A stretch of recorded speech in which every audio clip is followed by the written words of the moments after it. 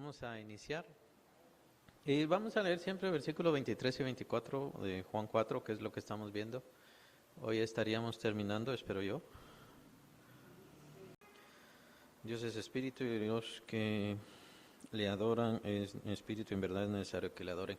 Sí, estamos viendo esto tanto uniéndolo con el Padre, tales adoradores busca que le adoren. Por eso es que seguimos con este esquema que ya venimos viendo y completando desde hace 2 semanas.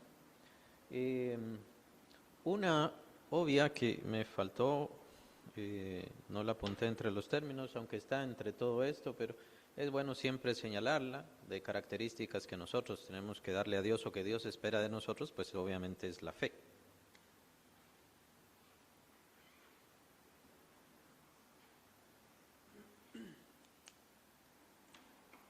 La pongo a la par del amor porque la fe obra por el amor, lo menciona el apóstol Pablo.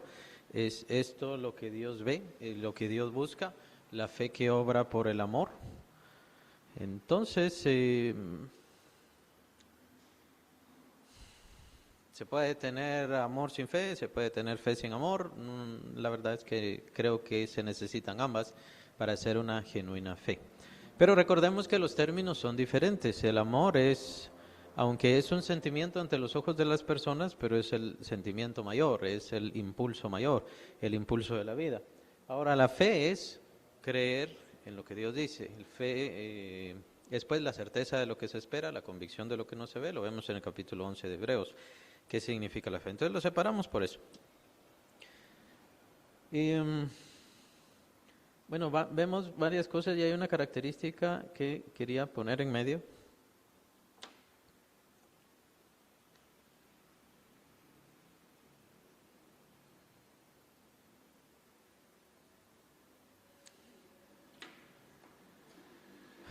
Estas funciones y estas acciones son netamente libres.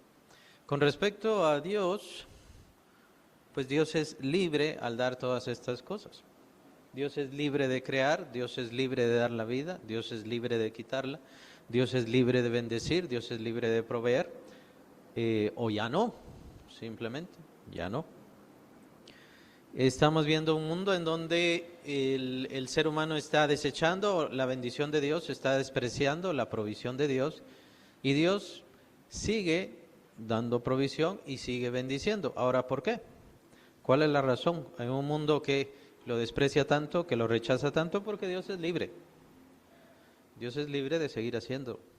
Y Él sabe hasta cuándo, y Él sabe hasta qué momento tendrá misericordia, y Él sabe hasta qué momento seguirá llamando. Y es la misma historia con el llamado de Dios. Ese es un ejemplo muy básico, muy claro y muy fácil para entender esto de la libertad.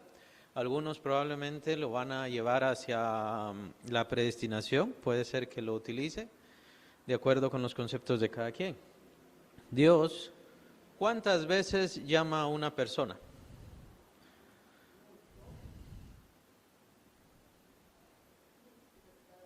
Y si a una persona solamente la llama una vez,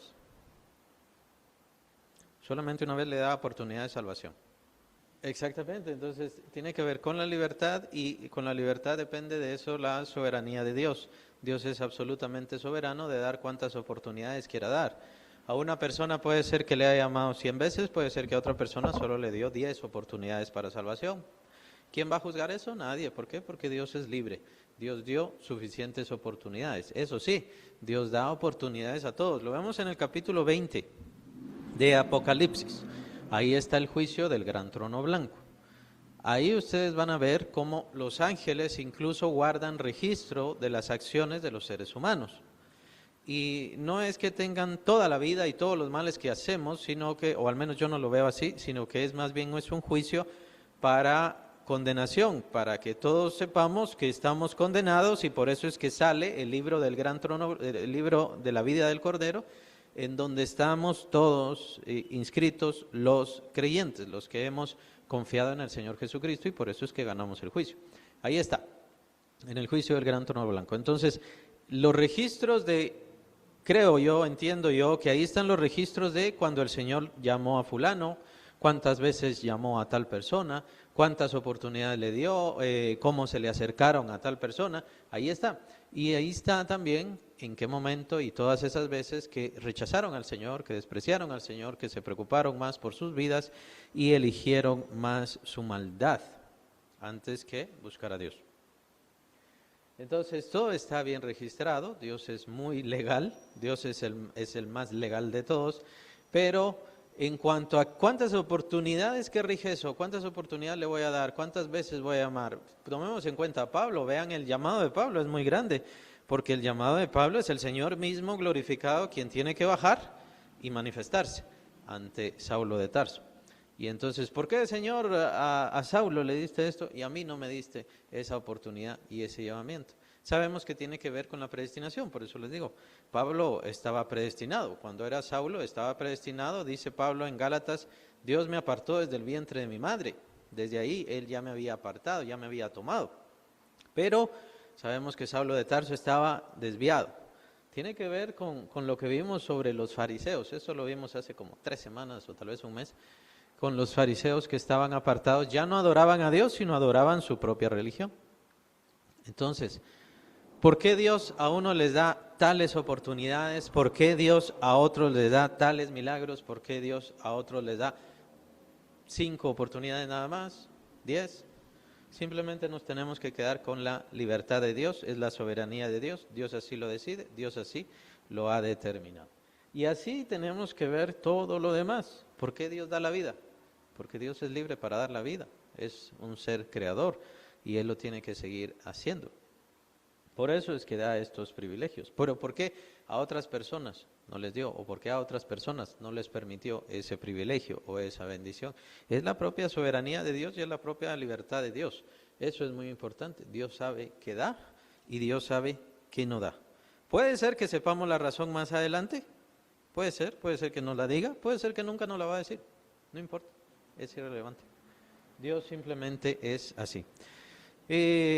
Nuestras características, ¿no? Es muy interesante. ¿Por qué Dios me dio este cabello? ¿Por qué Dios me dio los ojos así? ¿Por qué el color de mis ojos y todo lo demás? Simplemente es el deseo de Dios y la creación de Dios, la libertad de Dios y la soberanía de Dios. Él así lo decide. Esto no está en contra de su plan. Por algo estamos en este tiempo, en esta época. ¿Qué hubiera pasado si nosotros hubiésemos nacido 100 años atrás? Les pregunto.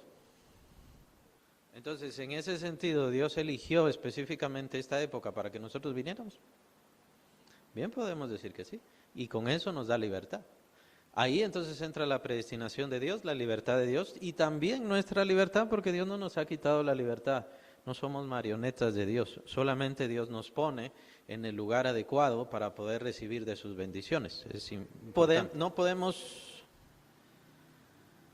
definir toda nuestra vida como una predestinación y tampoco la estoy definiendo ahora, solamente digo, porque hay quienes toman en cuenta la cuestión de la predestinación y aquí vemos, más o menos en estas cosas, cómo Dios nos predestina para estar en el lugar adecuado.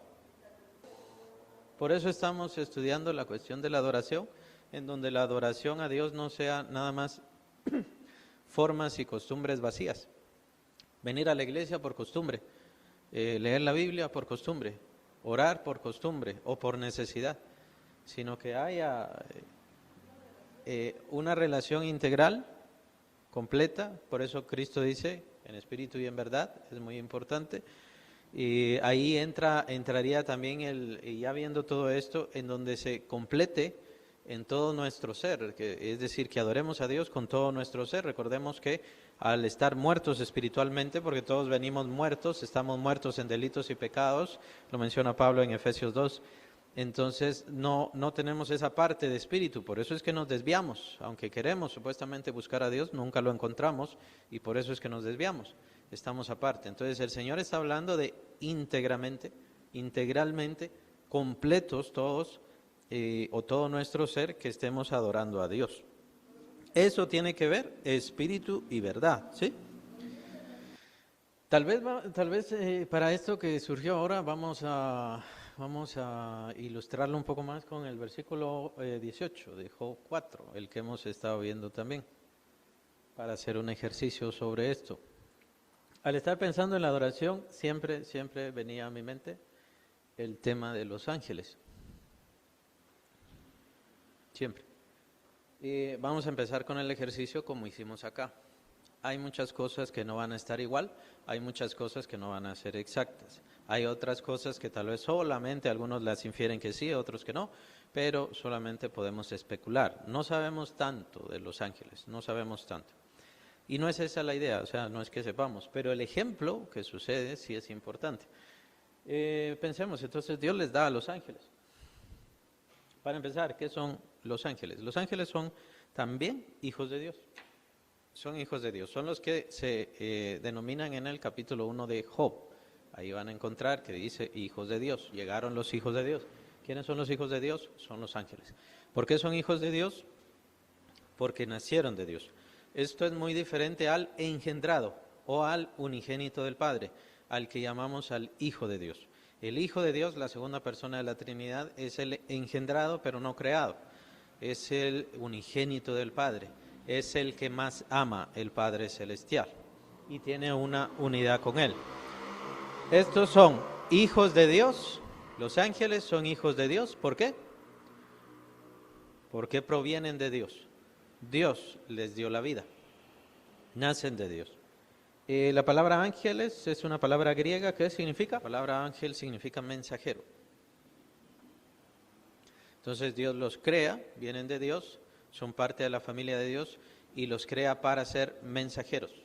¿De quién? Obviamente, de Dios, ¿no? Son mensajeros de Dios. ¿Qué características les dio Dios a ellos? Pueden ser estas.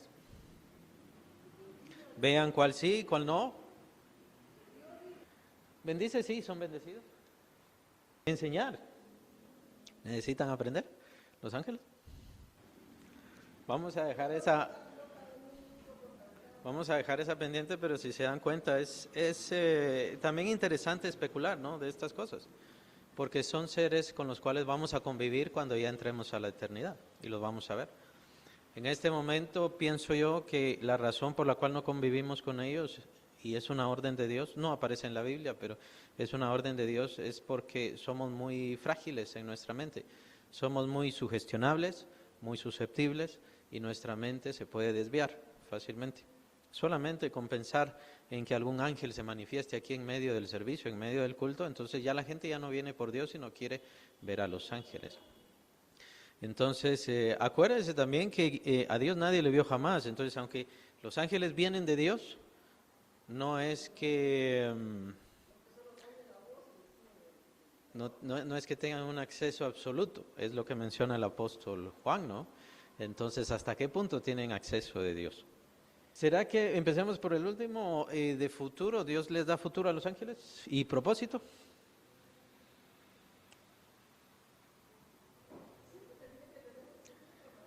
Ellos sí tienen propósito. Estas sí tenemos que concluirlas. Se dan cuenta que hay algunas características que podemos concluirlas inmediatamente. Estas se recuerdan que tiene asterisco porque solamente se aplica a los creyentes. Los seres humanos han perdido el propósito que Dios les ha dado o que Dios quería para ellos. Más allá del propósito de fructificad y multiplicaos, también es el propósito de Dios, pero esto tiene que ver con nuestra biología. Es lo mismo que hacen los animalitos. Entonces, nuestra biología nos manda a multiplicarnos, pero ese no es el propósito, no es el propósito divino, es simplemente estar pasando nuestra genética, nada más. Pero los creyentes sí tenemos propósito, un propósito eterno, un futuro glorioso. Ahora, los ángeles que son hijos de Dios, también. Ahí sí no cabe duda, tenemos que concluir que ellos tenían propósito. ¿Tenían la compañía de Dios? Sí los acompaña, y aquí entrarían las cuestiones del Logos. Ese Logos es el que manifiesta al Padre, ese Logos es el que lo da a conocer, a Dios nadie le ha visto jamás y demás y demás.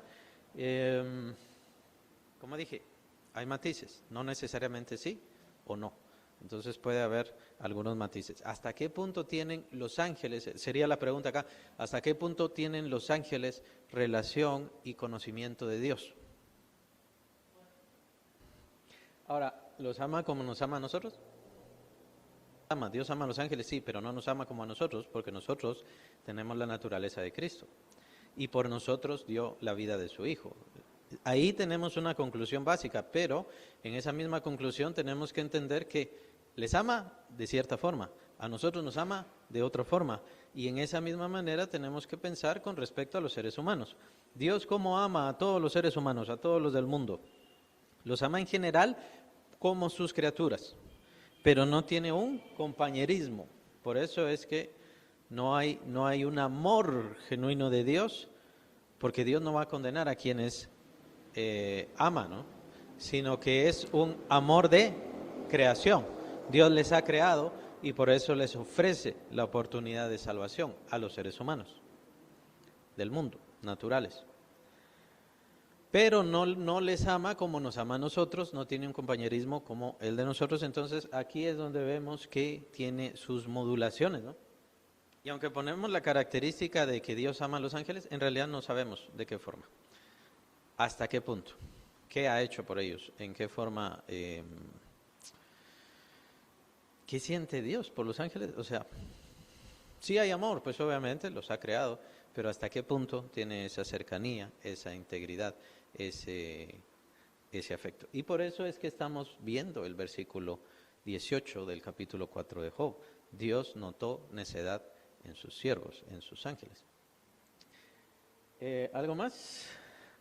No pongamos la palabra cela porque no conocemos hasta ahí la relación de Dios con respecto a sus ángeles. Y como dije, quedamos pendientes de enseña. ¿Será que les enseña? ¿Será que no les enseña? Claro, como había puesto en medio, ahí lo pueden ver, la característica es que es libre. Dios entrega todas estas cosas, Dios crea porque es libre, Dios da porque es libre, Dios bendice porque es libre, Dios provee porque es libre. Entonces Dios le ha dado y nos ha dado a cada uno de nosotros y nos da, se acuerda a cada uno de nosotros, pero nos da con total libertad o con lo que también se llama la soberanía de Dios. Dios es absolutamente soberano. Dios no está pidiendo permiso. Esto no quiere decir que Dios es ajeno a nuestras peticiones o a los deseos de las personas. Incluso Dios es libre de darle a aquellos que no le conocen. Y no me malentiendan, esto no quiere decir que sí los ame, no quiere decir que sí sean sus hijos ni ninguna cosa. Es como con Cornelio. Dios reconocía la ofrenda de Cornelio. La ofrenda de Cornelio, dice el ángel que le habla, ha hecho un memorial delante de Dios, tu ofrenda. Pero no era creyente, no conocía al Señor, no sabía nada de Él. Ah, bueno, es que es esto lo que te hace falta. Entonces no nos desviamos. Porque alguna persona puede ser que tenga alguna bendición de Dios, eso no quiere decir que si no conoce a Cristo, de todas maneras será salvo. No. La puerta es Cristo, el camino es Cristo. Él es el pastor, Él es el buen pastor. Entonces, quien rechaza a Cristo, rechaza a Dios. Aunque Dios es libre de bendecir y puede ser que le ha dado muchas bendiciones. La salud es una gran bendición que muchísimas personas tienen que no conocen a Dios y no le agradecen. Ahora, Dios es libre de dar esa bendición, pero también lo que espera, ya lo vimos la semana pasada, es adoración. Pero esa adoración, ¿qué pasa? Esa adoración también tiene que ser libre. Libre. ¿Que porque me dijo la hermana que tenía que venir temprano? No. Usted tiene que venir porque usted quiere estar. Usted tiene que hacer las cosas porque usted quiere. Hermanos, está esta necesidad, está aquello, pero no se trata de que si no lo hacen, entonces se van a ir al infierno. Si no diezman más, entonces se van a ir al infierno. Si no ofrendan más, se van a ir al infierno. No, todas esas son amenazas falsas que utiliza mucho el diablo precisamente para torcer a las personas. La adoración es libre, por eso lo puse en medio, esa característica importantísima. Quiere que sea de nuestra propia libertad. Claro, podemos aconsejar a los hermanos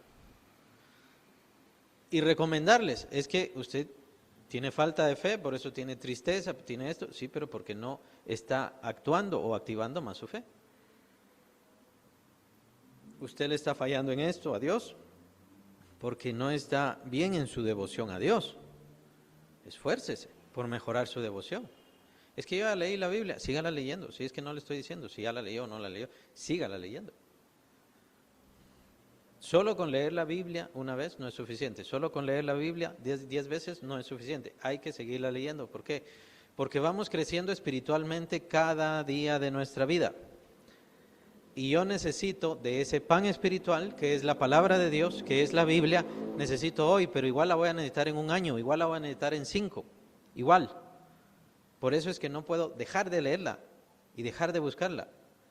A no ser que para mí no tenga vida. Y si para usted no tiene vida, entonces no es creyente.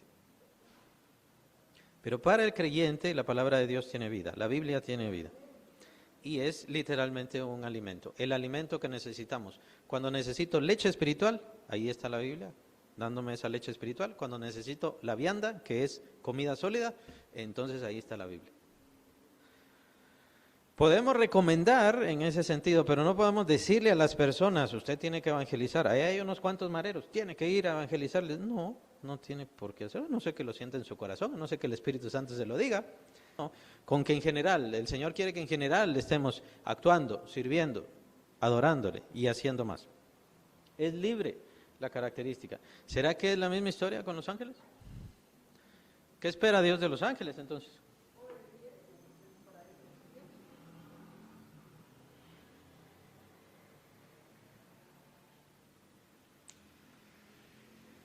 Obediencia. Esa sí es una clara. Esa sí creo que no cabe duda. Dios le ordena a los ángeles y los ángeles tienen que hacerlo. ¿Qué más? ¿O qué es lo que los ángeles le dan a Dios? Una muy importante, cambiemos el concepto de venimos a la iglesia para adorar a Dios. No, no, no. ¿Usted es un adorador de Dios o no es un adorador de Dios? Entonces viene a la iglesia para adorar junto con los hermanos. Si queremos verlo así, es una especie de amplificación de la adoración. Yo en mi casa adoro a Dios solo, pero cuando vengo con los hermanos, cuando estoy en comunidad, en la asamblea de los creyentes, ¿qué estoy haciendo? La adoración entre todos. Entonces imagínense, ¿no? La idea de venir al culto y lo que es el culto es un grupo de adoradores que en conjunto nos encontramos exaltando a Dios. La adoración entonces no es ese momento cuando estamos cantando y entonces un hermano está cantando y aquellos están cantando y yo estoy viendo otra cosa, yo estoy distrayéndome en otra. Entonces, ¿cómo está su adoración? ¿Cómo está su devoción a Dios? El propósito es que vengamos a la iglesia nosotros y tomando siempre presente cómo me fue en la semana, cómo el Señor me cuidó, cómo el Señor me guardó. Entonces voy a dedicar este tiempo en donde entre todos los hermanos nos dedicamos a adorar a Dios. ¿Qué pasa con eso amplificado, llamémosle, esa adoración amplificada que a Dios le agrada? O sea, el culto no es cualquier cosa. Tomen en cuenta que hay muchos creyentes que tiene que ver un poco con lo que menciona Sofía. Para muchos creyentes el culto es el mensaje. Y entonces yo solo tengo que llegar al mensaje. Es como que ni siquiera entienden qué es todo lo demás. ¿De qué se trata todo lo demás? Y no entienden, y no saben, y no creen que Dios responde, que Dios contesta a todo lo demás. Es decir, a cómo fue el culto. ¿Cómo fue la entrega? ¿Cómo fue la devoción? ¿Cómo fue la adoración? ¿Cómo fue la ofrenda? ¿Cómo fue el buscar a Dios? ¿Cómo vengo yo? ¿Cómo viene cada quien en su corazón? No nos damos cuenta que Dios responde en ese momento. El culto es un momento, es un evento bien sobrenatural. Sin meter en cuenta o consideraciones, cuestiones de ángeles y diferentes cosas así. No, es que no venimos a estar con los ángeles, venimos a estar con el Señor espiritualmente. Y Él viene espiritualmente a estar con nosotros. Y le agrada ese momento de servicio. Por eso, yo les pregunto, cuando ustedes van a dar la ofrenda o incluso cuando hacen transferencia o lo que sea, ¿oran por eso? ¿Se disponen en oración? ¿Han orado antes? Hay muchos que no lo hacen. Hay muchos que no ponen esa atención, es como que creen que están dando una donación, pero no es una donación. Para el mundo sí es una donación, pero no nos preocupan los conceptos del mundo. Dios lo está recibiendo. Y no se trata de que si no ora, entonces Dios no lo recibe. No, se trata de su fe, su entrega, su devoción, el que yo tenga una relación. Yo vengo a la iglesia, pero yo tengo mi relación personal con Él, individual. Vengo a aprender así como estas cosas, ¿para qué? Para que yo de ahora en adelante yo tenga la seguridad de que voy a entregar esto al plato de ofrendas, está bien, sí, pero es que se lo estoy dando al Señor. El Señor lo está recibiendo. Capítulo 4 de Filipenses dice el apóstol Pablo que eso es ofrenda, es olor fragante a Dios. Es un término que se utiliza en el Antiguo Testamento para decir que a Dios subía eso y a Dios le agradaba. Porque era lo que pasaba con los sacrificios. ¿Se recuerdan que se tenían los sacrificios en aquel entonces, en el Antiguo Testamento? Se tenían los sacrificios y entonces, ¿qué hacía con el sacrificio? Bueno, lo preparaban y todo lo demás, pero lo tenían que quemar. Al haberlo preparado, al haber hecho ya todo, entonces había que quemarlo y ¿qué pasaba? Obviamente subía humo. Ese era el olor fragante. Incluso a veces en los sacrificios, a eso que se estaba quemando había que echarle algunas especias y algo como para perfumar eso. La idea era que entendieran que a Dios estaba subiendo. Y ese es el olor fragante, que a Dios le agradaba. Entonces, ¿hasta qué punto los creyentes toman eso en cuenta? Toman eso en cuenta que yo le estoy entregando esto a Dios, pero esto está subiendo a Dios. O sea, esto se lo estoy entregando a la iglesia, pero esto está subiendo a Dios. A quien se lo estoy dando es a Dios. Tomemos en cuenta también lo que dice el Señor. Si tú vas a dar tu ofrenda, ¿se recuerdan? Pero te acuerdas que tienes algo contra tu hermano, mejor espera, deja tu ofrenda aparte y ve y reconcíliate con tu hermano. La forma como damos las cosas es bien importante. La forma como hacemos las cosas es bien importante y de eso habla precisamente nuestra asistencia al servicio. Muchas veces los pecadores son los que mejor entienden eso. ¿A qué me refiero? Me refiero a que un pecador se siente tan compungido y se siente tan mal por su pecado, no todos obviamente, pero se siente tan mal por su pecado que dice, mejor ya me retiro de la iglesia. Y se apartan de la iglesia. Nadie los echa, nadie les dice váyase, pero como es tan grande su pecado, entonces mejor se aparta. Están entendiendo que no pueden estar delante de Dios. ¿Cuál es el gran problema? El gran problema es que no se arrepienten, esa es la idea. No se arrepienten y no vienen a Dios, no son perdonados, no son transformados, no son renovados, sino más bien lo que quieren es seguir haciendo lo malo. Y muchas veces, lastimosamente, buscan iglesias en donde esto se solapa y no hay ningún problema, entonces siguen haciendo lo malo. Pero ya sabemos que estamos en tiempo de apostasía, ¿no? Entonces, en la Cena del Señor es otra, es una clásica. Cuando yo era diácono, entonces varias veces yo pasaba ahí repartiendo el pan y repartiendo el vino y algunas veces me encontraba algunos hermanos que se ponían a leer la Biblia, se ponían así todos como santos, pero no querían tomar la cena del Señor. Cuando uno pasaba ahí con el plato de la cena, del pan y del vino, no querían. ¿Qué sucedía? Que estaban viviendo mal, tenían vidas desordenadas, estaban haciendo lo malo. Y entonces no tomaban la cena del Señor. Bueno, ¿hacían algún bien con eso? No, no hacían ningún bien. ¿Por qué? Porque no se estaban arrepintiendo de su pecado. De la misma manera que tomar la cena del Señor, haciendo lo malo, ¿qué dice el apóstol Pablo?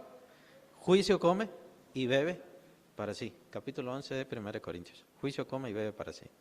Entonces tampoco se trata, bueno, yo estoy pecando, pero yo no voy a hacer como los otros. No, no. Hay que arrepentirse. Por eso la cena del Señor, el tiempo de la cena del Señor, hay que reflexionar, hay que tener cuidado. O somos juzgados o nos empezamos a apartar. Hay que tener cuidado. Bien. Los ángeles obedecen, tendrán gratitud. Fíjense que yo creo que en el resto de características, yo no sé qué piensan ustedes, bueno, tal vez hay algunos administradores, eso sí, y creo yo que el celo también. Ahora, hay algunas ahí que están pendientes, y digo pendientes más bien porque creo que tendríamos que ver caso a caso, o más bien lo que Dios ha juzgado en este plan, si de verdad le adoran o si no le adoran. Amor, fe. Quité la fe porque, en teoría, los ángeles no tienen por qué tener fe. Ellos no están esperando nada. No están viendo algo que no está ahí. Recuérdense, es fe pues la certeza de lo que se espera, la convicción de lo que no se ve. Ellos lo están viendo, ellos ven todas las cosas. Y la certeza de lo que se espera, ¿qué están esperando? Ellos ya están viviendo su vida eterna. Entonces, mejor lo voy a quitar, para que no haya confusión. Entonces, ¿qué pasó con los demonios? Para ir a ejemplos más específicos, ¿qué pasó con los demonios? Los demonios recibieron todo de Dios, incluso pensemos también en Lucifer, recibieron las cosas que tenemos ahí, vida, provisión, o sea, existencia, eso se refiere a la vida, bendición, los acompañó, recibieron todo eso de Dios. Los demonios y Satanás mismo, o sea, Lucifer en aquel entonces, sí lo recibieron. ¿Le sirvieron? Pues sí le sirvieron. ¿Le obedecieron? ¿Le obedecieron?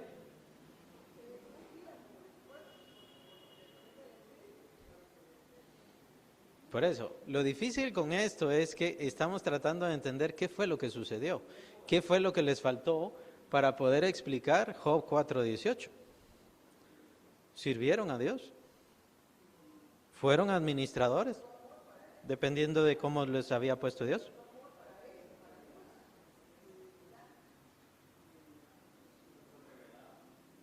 Fidelidad, ahí obviamente la perdieron, ¿no? Entonces, ¿por qué perdieron la fidelidad? Obviamente amor no tuvieron. Entonces, el hecho de que Dios vea y que note necedad en sus ángeles, como menciona Job 4:18, tiene que ver con esto. Si le servían o le sirvieron, es irrelevante, cuánto tiempo le sirvieron. O sea, le sirvieron en algún momento, pero le servían, ¿será que por amor? ¿Será que con fidelidad? ¿Será que tenían gratitud a Dios? ¿Qué piensa?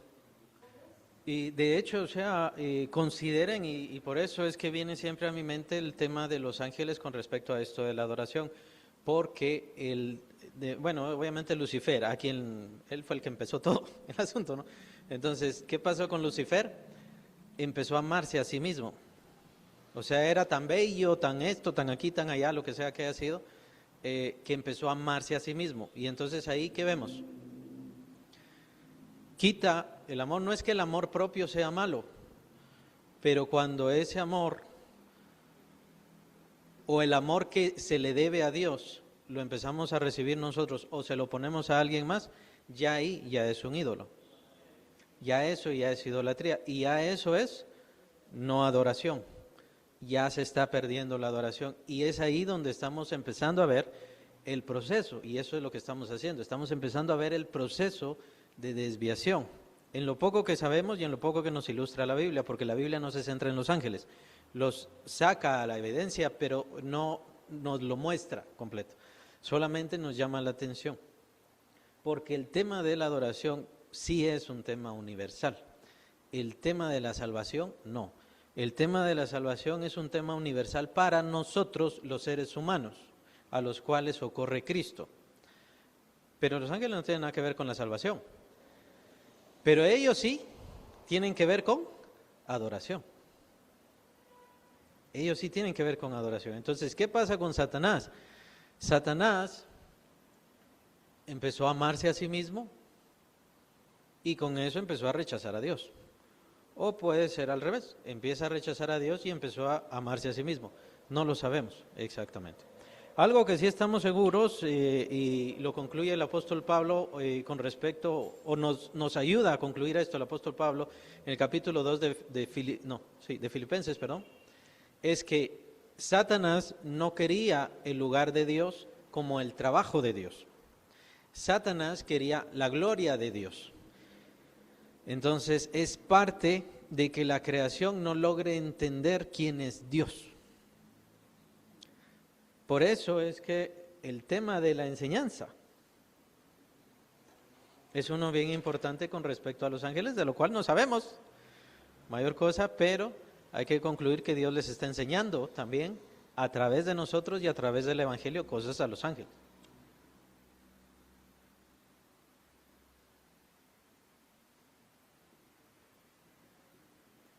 Claro que la enseñanza que Dios les está dando a los ángeles no es como la enseñanza nuestra, aquí, nosotros, en la iglesia. Dios les está dando una enseñanza universal muy profunda. Entonces, Dios, vean todo lo que hace. Esto es todo lo que hace Dios. Y no hemos visto lo de los animales, se los dejo a ustedes. Si ustedes quieren hacer el ejercicio, vale la pena, hagan el ejercicio con respecto a los animales. Y ya medio vimos, creo que fue la semana pasada, ¿Dios les enseña? No, Dios no les enseña a los animales, pero bueno, pueden hacer el ejercicio. Dios da todas estas cosas. Satanás quería ocupar el lugar de Dios. Les pregunto, ¿Satanás quería hacer todas estas cosas? Si a Satanás se le diera, si Dios se diera, si Satanás hubiera sido más fuerte, pensemos, obviamente no, pero que hubiera sido más fuerte que Dios, entonces va a ocupar el lugar de Dios. ¿Creen ustedes que Satanás iba a hacer todo esto? Por todas las creaciones, por todo lo que hace, es lo que expone Pablo en el capítulo 2 de Filipenses. Pablo expone en el capítulo 2 de Filipenses que Dios no solamente crea, Dios se preocupa, Dios atiende, Dios cuida. ¿A quién? A cada uno. A cada uno de los creados. Claro, no está ahí caminando entre nosotros, pero está. Y se preocupa. Es cierto que hay limitantes, es cierto que hay faltas, es lo que nosotros conocemos a causa de las enfermedades, el pecado, la muerte y todo lo demás, es cierto, pero Dios está cuidándonos a nosotros. Y es lo que expone el Señor Jesucristo de una forma preciosísima, ¿no? Dios cuida incluso a las aves. Si Dios atiende a las aves, que ellas no pueden hacer nada, ¿cómo no nos va a cuidar a nosotros? ¿Acaso no valemos nosotros mucho más? Pero entonces vienen todos estos pensamientos, por eso la Biblia es bien clara y en ese sentido es muy universal, porque vienen los pensamientos de, no, Dios se ha olvidado de mí, a Dios no le importo, Dios no me quiere. Por un lado, eso es falsedad, ni siquiera reconoce a Dios, ni siquiera entiende a Dios. Por otro lado, es lo mismo que hizo Satanás, solo que Satanás lo vio desde su belleza, su gloria. Yo no necesito a Dios. Y es más, puedo tomar el lugar de Dios. En el capítulo 2 de Filipenses es muy importante, de hecho están grabados los estudios ahí de los jueves, lo pueden ir a buscar. Entonces, todo el capítulo 2 de Filipenses es importantísimo y es maravilloso. Y ahí se expone esta idea de la abundancia de Dios, la gloria de Dios, la eternidad de Dios. Él la pone al servicio de cada una de sus criaturas. Dios no solo crea y ahí, mira qué haces. Dios cuida y atiende a cada uno. ¿Quién más va a hacer eso? ¿Satanás, el ángel mayor, el ángel más importante, iba a hacer eso? Por eso dije, en un sentido muy hipotético, imposible obviamente, pero que él estuviera en el lugar de Dios. Él tenía los sentimientos, la entrega, el amor, para hacer todas estas cosas por cada uno.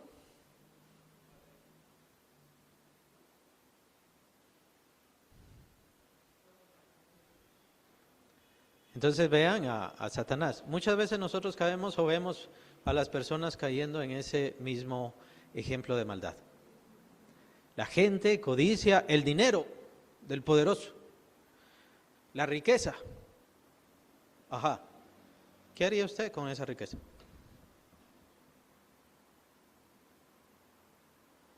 Me compro mis carros, me compro mis casas.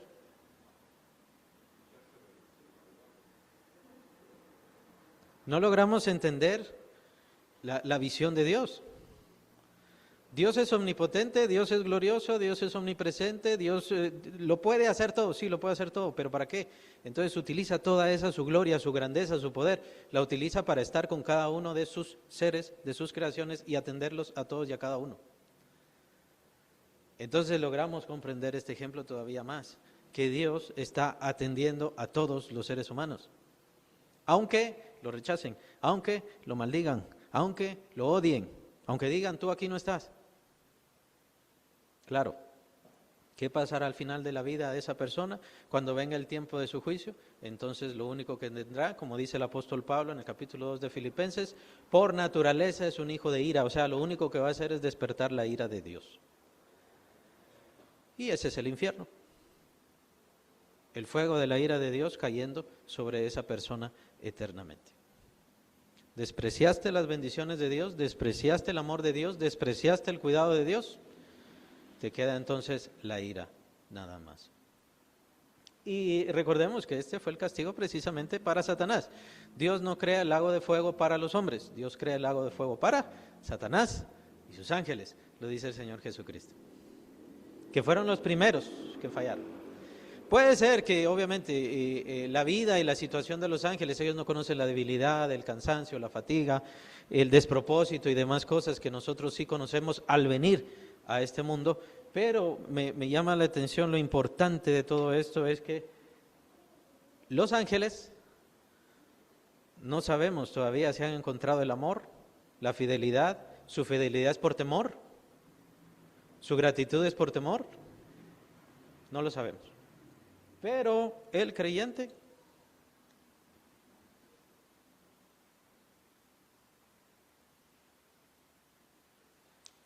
logra en esta vida, en esta situación de debilidad y en esta situación de pecado, sí, amar a Dios sinceramente. No amamos a Dios porque Él nos dé, porque a veces da y a veces no. A veces nos contesta y a veces no. Amamos a Dios por esa relación que Él tiene con nosotros, por ese cuidado que Él tiene con nosotros. Y le anhelamos, aunque no le vemos, lo menciona el apóstol Pedro, amamos a Cristo, aunque no le hemos visto. Le amamos. La enseñanza del Evangelio y la enseñanza de este mundo, la enseñanza de esta vida, la enseñanza nuestra también tiene que ver y repercute con los ángeles. Tomen en cuenta que el juicio final también tiene que ver con los ángeles. ¿Se recuerdan en el diluvio, en el tiempo del diluvio? Algunos ángeles, que son los que bajaron a la tierra, algunos ángeles son tomados y puestos en prisiones de oscuridad. Bueno, el final de los tiempos, imagínense, no hagan una proporción. En el diluvio, Dios envía a unos ángeles para que tomen a estos demonios y los metan presos en regiones de oscuridad. Tomen en cuenta que en el final de los tiempos es un juicio para todos. Y todos, Satanás y sus ángeles, serán tomados, todos, y echados al lago de fuego, al final a la condenación. Que ellos saben que están esperando, ellos saben que les toca. ¿Se recuerdan lo que le dicen al Señor? Varios endemoniados. ¿Has venido? ¿Se recuerdan? A atormentarnos antes de tiempo. Con respecto a las desviaciones de los demonios, tiene que ver digamos, este sería el principio. No amaron a Dios, no entendieron, no comprendieron toda la bendición y bondad de Dios, y por eso empezaron a desviarse, se amaron a sí mismos, y sobre todas las cosas quisieron tomar el lugar de Dios. Nuevamente, obviamente no lo van a tomar desde el cielo, desde el trono de Dios. Se dieron cuenta que no se puede, para aquellos que consideren aquello de la rebelión celestial. Pero sí están tomando el lugar de Dios aquí en esta tierra, que es el imperio de la muerte que se menciona en el capítulo 2 de Hebreos. El imperio de la muerte que fue establecido por Satanás sobre esta tierra, y esto es por medio de Satanás y de sus ángeles. ¿Cuál es la idea de Satanás? La idea de Satanás es que se arruine, se corte, se termine esa relación de adoración a Dios. Poco a poco. Se dan cuenta que son varias características. Hay quienes aman a Dios, pero no le obedecen. Hay quienes aman a Dios, pero no le son fieles. Aquí podemos poner más. Le buscan a Dios, buscan constantemente la presencia de Dios. Eso está en cada corazón, depende del amor, depende de la entrega. Recuérdense que con el amor se tiene esa necesidad de estar en contacto con la persona amada, con el ser amado. Y esto es porque muchos todavía están en la cuestión de lo que quiero es ser salvo del infierno y nada más. Por eso es tan importante. El Padre, tales adoradores, busca que le adoren. Eso es lo que el Padre Celestial está buscando. ¿Hasta qué punto están los ángeles adorando a Dios, amando a Dios, siéndole fieles, teniendo gratitud? Es una lección que todavía continúa, tomen en cuenta eso, y va a concluirse, diría yo, en el juicio divino. El juicio divino, el juicio de este mundo, no solamente se trata de nosotros, se trata también de los ángeles, de los demonios, de todos los seres a quien deciden servir. Me parece increíble que esta enseñanza Dios la dio por medio de este mundo, por medio de este planeta, en esta situación de pecado y de maldad. Es increíble. No en la eternidad, al menos los ángeles no la vieron así. No sé si tienen preguntas, comentarios, ya no tenemos...